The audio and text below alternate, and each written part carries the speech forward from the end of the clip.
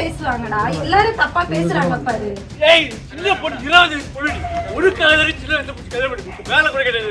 இல்லடா விடுங்க, பண்ணி மாட்டேன் நீங்க சொன்னீங்க டிமாண்ட் பண்ணீங்க. ஏய் ஏய் பாய் இப்படி என்னடா நீ? ஏய் நீ மாற போடு. ஏய் என்னடா ஏய்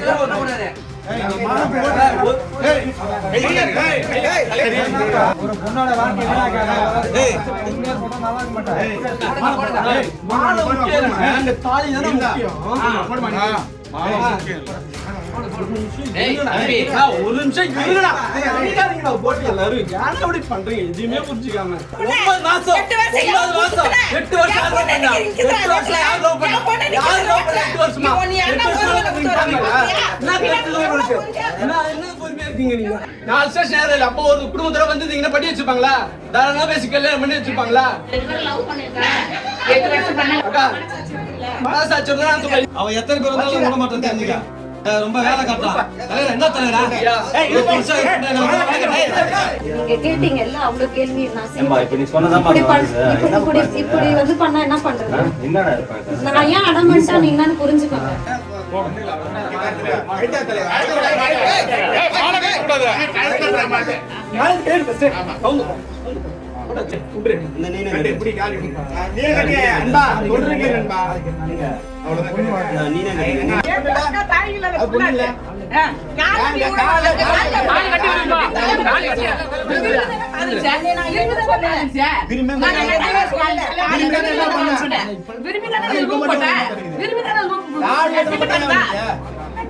எல்லாம் பண்றீங்க.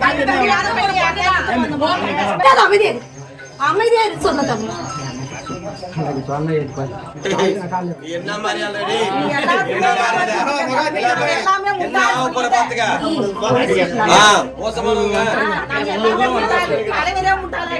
தப்பா பேசுவாங்கடா, எல்லாரும் தப்பா பேசுறாங்க பாரு.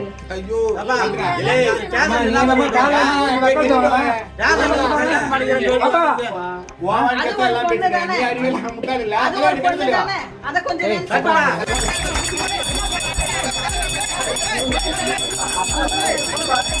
அவன் வரான் பாருங்க.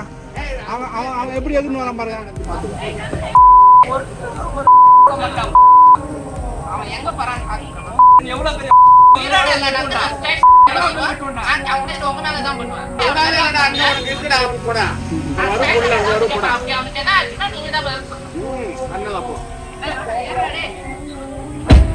எட்டு வருஷமா லவ் பண்ணிட்டு கல்யாணம் பண்ணிக்கிறேன் அப்படின்னு சொல்லி ஏமாத்தி தனிமையில இருந்துட்டு கல்யாணம் பண்ணிக்காம ஏமாத்திய நபர் மேல நடவடிக்கை எடுக்கணும்னு உளுந்தூர்பேட்டை அனைத்து மகளிர் காவல் நிலையத்துல செவிலியர் பெண் புகார் கொடுத்திருக்காங்க. 8 வருஷமா வந்து காதலித்து வந்தோம். திருமணம் செய்யறதா முடிவெடுத்துதான் வந்து காதலிச்சோம். அப்படியே நாங்க நெருங்கி பழகினது எல்லாமே வந்து உண்மைதான்.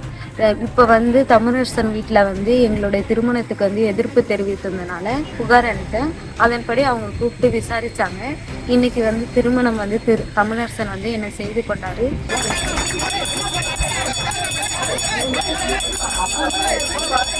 கள்ளக்குறிச்சி மாவட்டம் உளுந்தூர்பேட்டையை சேர்ந்தவர் தமிழரசன். இவர் 8 வருஷம் மேலா அதே ஊரை சேர்ந்த ரோஸ்லின் மேரி அப்படின்ற ஒரு பொண்ணை திருமணம் பண்ணிக்கிறேன் அப்படின்னு சொல்லி காதலிச்சுட்டும் வந்துட்டு இருந்திருக்காரு. 2019 to 24 அதாவது இப்போ வரைக்குமே இவங்க சென்னை பெசன் நகர்ல தான் வந்து இருந்திருக்காங்க. அண்ட் அப்படி இருக்கும்போது 2 பேரும் ரொம்ப வருஷமா லவ் பண்ணிட்டு வந்துட்டு இருந்திருக்காங்க. தனிமையிலையும் இருந்திருக்காங்க.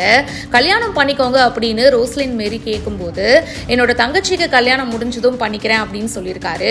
அதுக்கப்புறமா என்னுடைய பெற்றோர்களுக்கு பிடிக்கல, அதனால கல்யாணம் பண்ண முடியாது அப்படின்னு சொல்லியிருக்காரு. அண்ட் மறுபடியும் 1 வருஷம் கழிச்சு கல்யாணம் பண்ணிக்கிறேன் அப்படின்னு சொல்லியிருக்காரு. ஆனா இப்படி சொல்றாரே தவிர்த்து கல்யாணம் பண்ற மாதிரி தெரியல.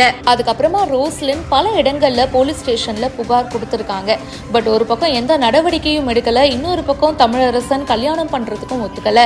கடைசியா மே 4ஆம் தேதி பாத்தீங்கன்னா உளுந்தூர்பேட்டை அனைத்து மகளிர் போலீஸ் ஸ்டேஷன்ல வந்து விசாரிச்சிருக்காங்க.